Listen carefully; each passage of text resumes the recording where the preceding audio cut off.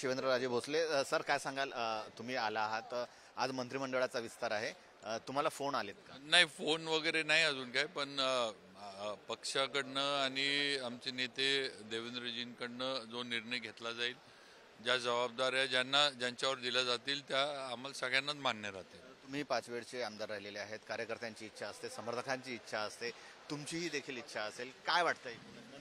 नाही, कार्यकर्त्यांची मतदारसंघातल्या म्हणजे लोकांची इच्छा असती, म्हणजे शेवटी ते प्रेम असतं, त्यामुळे त्यांची इच्छा असते किंवा आपला लोकप्रतिनिधी आमदार पदावर असावा.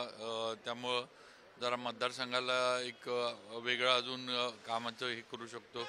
थोडी स्पीड माझं म्हणणं आहे की पदावर असलं तर कामं जास्त गतीनं होतात. म्हणजे आमदार म्हणून थोडा पाठपुरावा जो करायला लागतो तो तुम्ही पदावर असलं की जरा यंत्रणा तुम्हाला हातात असते, तुम्ही ती मतदारसंघासाठी वापरू शकता किंवा थोडी त्याला गती देऊ शकता.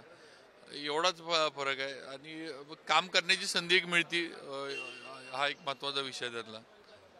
आतापर्यंत अनेकांना फोन आले, खास करून भाजपचे जे आहेत आमदार त्यांना आलेले नाही. त्यावेळेस म्हणजे काही नवीन टीम देवेंद्र असू शकते, तरुणांना संधी मिळू शकते, तुमचंही नाव असू शकतं. नाही, आता जे काय असेल ते देवेंद्रजी आणि आपले अमितभाई शाह आणि पंतप्रधान मोदीजी यांच्या माध्यमातून निर्णय आमच्या सगळ्यांचे होणार आहेत. धन्यवाद.